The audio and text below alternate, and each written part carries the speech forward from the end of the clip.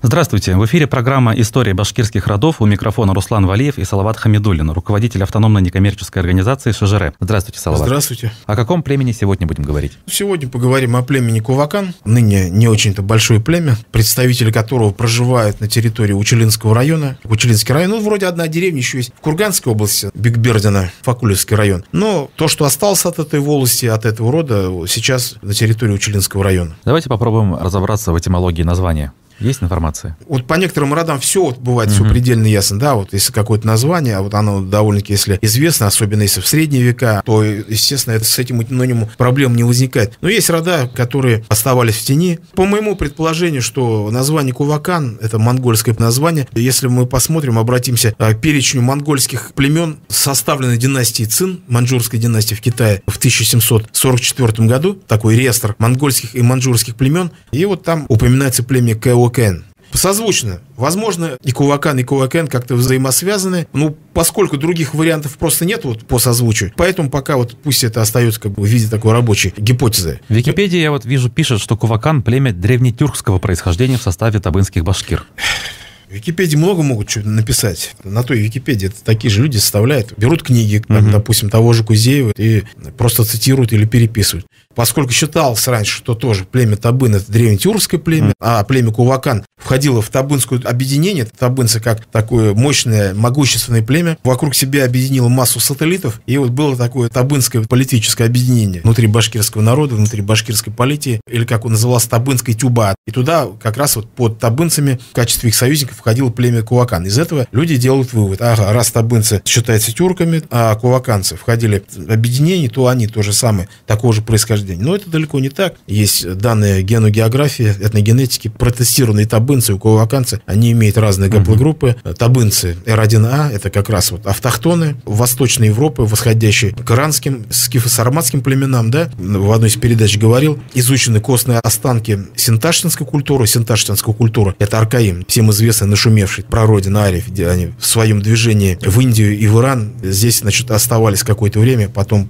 пошли на юг. Так вот, протестированы и тесты табынцев оказались очень близки к населению синташтинской культуры. То есть, соответственно, мы делаем вывод, да, что потомками вот этих синташтинцев стала андроновская культура, то есть вот это индоевропейская, сарматская, ямная и так далее. Это здесь. А куваканцы у них чисто восточная гаплогруппа N1C и как раз те субклады, которые уходят именно на территорию Центральной Азии и Монголии и так далее. Я считаю, что куваканцы – это племя изначально было монгольского происхождения. Я не знаю, в какое время, в какой период они здесь оказались. Ну, скорее всего, раз есть племя Кувакан в самой Монголии фиксируется, наверное, скорее всего, это вот нужно связывать со временем Чингисхана, с нашествием монголов. То есть никак не раньше. Понятно, что они могли остаться именно в этот период. Да, то есть это монгольское нашествие, какая-то часть куваканцев оторвалась от основной части монголов, вошла в состав башкирского народа, и все. Двигаясь дальше, что мы знаем в средневековый период об этом племени? В средние века в одной из передач говорили, что многие башкирские племена, которые оказались в эпицентре горно-заводской колонизации, потеряв свои вотчинные земли и утрачивали память о своей истории, это вот взаимосвязано это было. Многих оказались утерянными и даже их ШЖР. Собственно, куваканского ШЖР его даже и не существует. По крайней мере, ученые пока не обнаружили. А как ученые идентифицируют рода и территорию их проживания, когда нет ШЖР? Есть документы, есть архивные документы, да. Русские документы, они же состояли в переписке с правительством по поводу своих вотчин и так далее. И Куваканская волость, если вот мы посмотрим на акты правительства 17-18 веков, ну, в основном 18 веков, конечно, это вот как раз они занимали территорию уже даже не Учелинского района современного, а вот территорию современной Челябинской области, вот это, знаете, Миасского района, Саткинского, то есть вот самый-самый горный район, вот эти земли принадлежали куваканцам. Но потом в ходе правительственной горно-заводской колонизации, потеряв все земли, они уже в качестве припущенников на юг.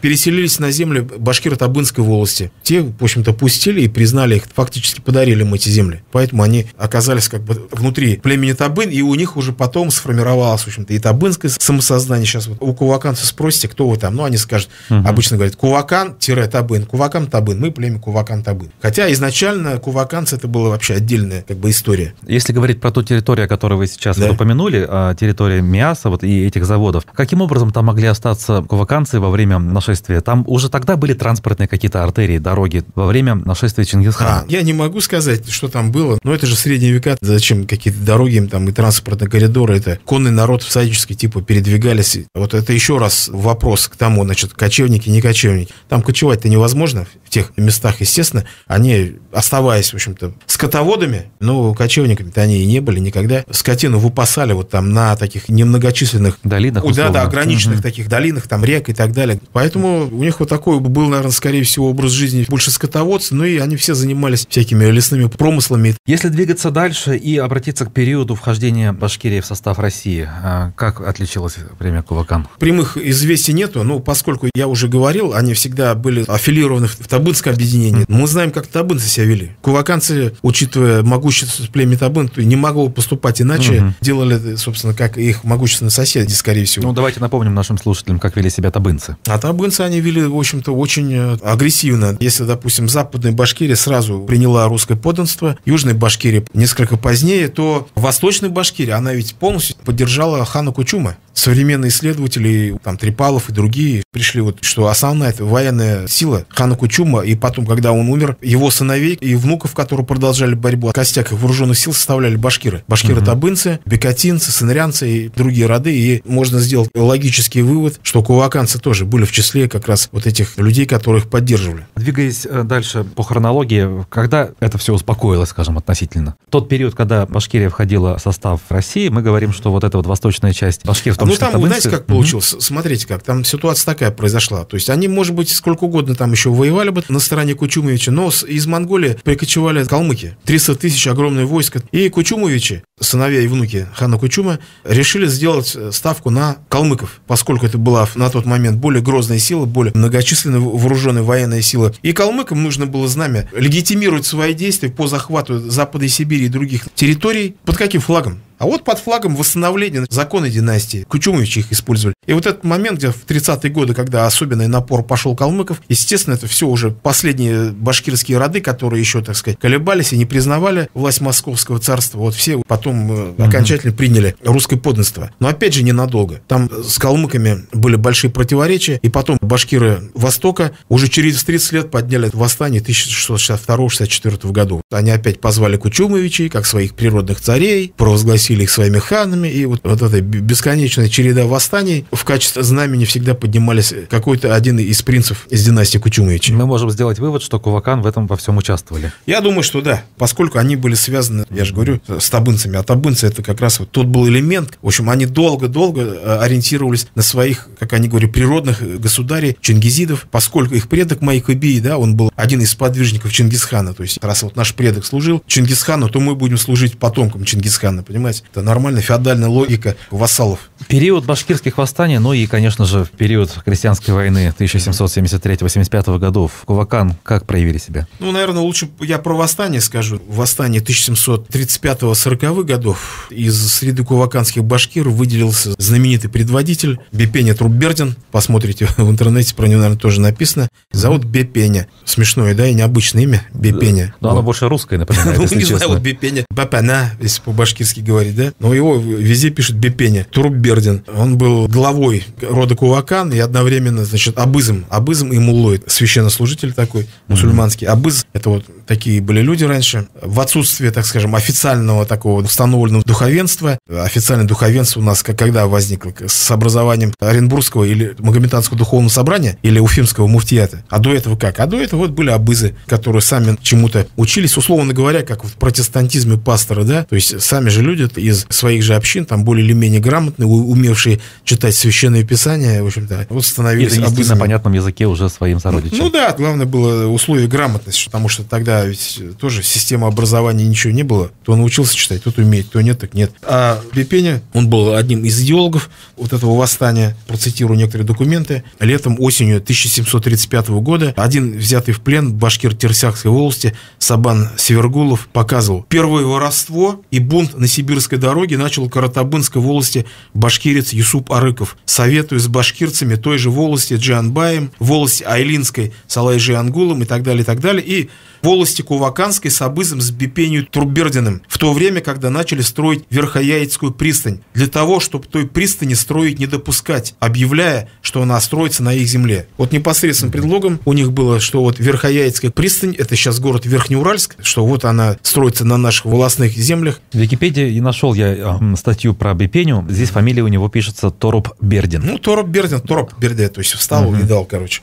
Здесь дается информация, что он умер на территории Мензелинска современного и Татарстана в 1739 году. Ну, казнен там был, потому что, значит, Мензелинск, это тоже ведь он в строительстве Мензелинска на башкирских землях, опять же, он был построен в 1640 каком-то году, а в 1645 году тоже, это 100 лет ранее, было восстание по поводу основания Мензелинска. Мензелинск, он был одним из мест массовых казней башкир. Вот, это был такой форпост. Были остроги, туда свозили и, в общем, некоторых казнили. Кстати, и в том числе, вот как раз и Бепеня Турбердин, ну и других там масса предводителей. Вот я обратил внимание, здесь еще пишут, что Бепеня не раз обращался за поддержкой к казахам младшего и среднего жузов. Да, у него была такая идея использовать казахов. Тут даже не совсем понятно, в общем-то, чья вообще это была инициатива. Вот сначала правительство само пыталось использовать казахского хана Абулхайр-хана, который как раз присоединился в 1731 году, то есть за несколько лет до восстания принял русское подданство. Кстати, в том, что он принял русское подданство, ему помогали многие старшины, первое лицо Башкирии, в то время Алдар Асикеев и так далее. Была такая у них идея или проект, что вот казахи войдут в состав Московского царства, а границы вот Казахстана восточные, они же сами тоже приняли казахи под напором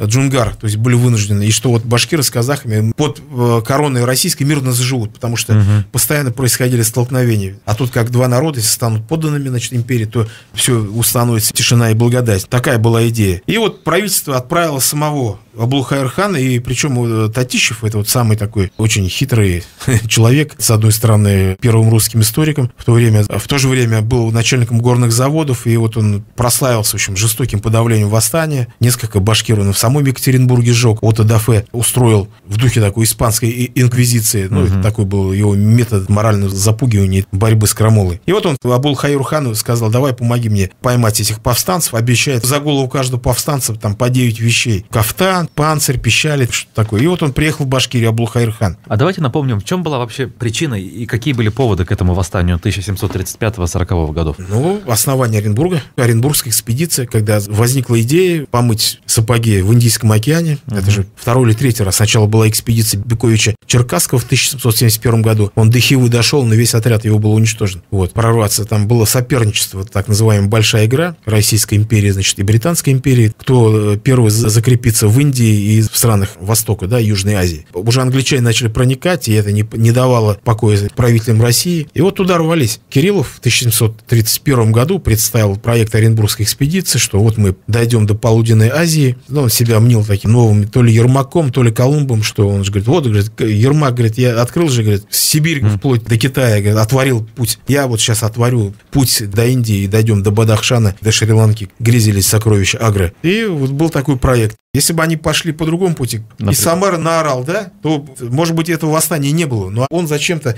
решил сделать ставку Уфу, и причем почему-то думал, что башкиры, значит, ему, наоборот, помогут в его экспедиции. А тут они увидели совсем другое, что вот сзади Башкирии стали строить город Оренбург и испугались, что вообще им закроют путь соединения с Средней Азией, да, и Башкирия потеряет свой вот этот полунезависимый статус. И вот восстание началось. А Верхояицкая крепость, Верхнеуральская, это просто была один из форпостов, который предполагалось построить вдоль реки Яик. И вот восстание началось. И вот когда Абулхайр-хан приехал, процитирую, Устюгов писал: Абулхайр-хан не удалось схватить башкирских предводителей, но наоборот, Бепеня его полностью подчинил своему влиянию. Вот Устюгов, историк, пишет: умный и изворотливый, достаточно образован для своей среды, убежденный противник царской колониальной политики, критикующий эту политику с позиции вольного слуги периода феодальной раздробленности, организатор, умеющий влиять на массы, Бепеня был таким руководителем башкир, тягаться с которым Абулхайр-хану было явно не под силу. Бепеня сумел заставить Абулхайра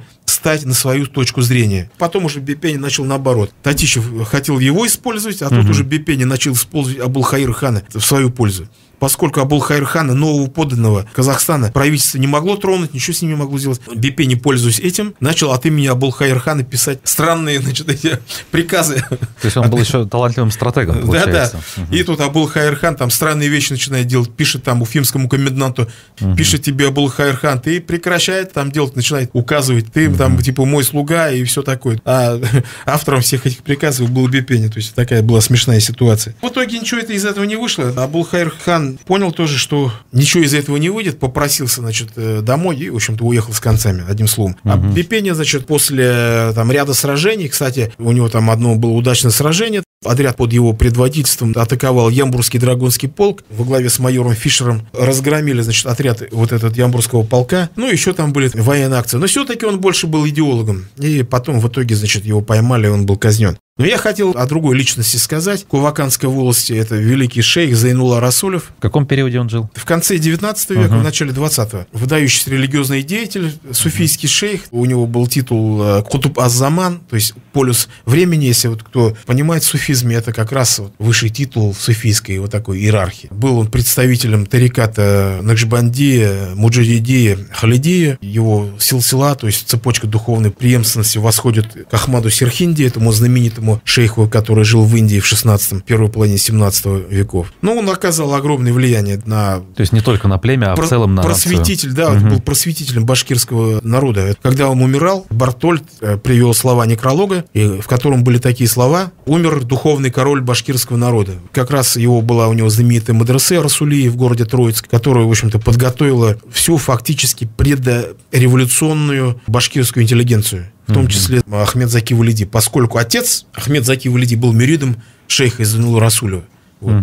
У Ахмед Заки Валиди есть такие слова: если бы не шейх Зайнулла Расулев, наверное, я в свои 15 лет стал, как многие свои сверстники, каким-нибудь приказчиком у какого-нибудь там богатого купца. Благодаря ему я вот стал именно тем, кем я стал.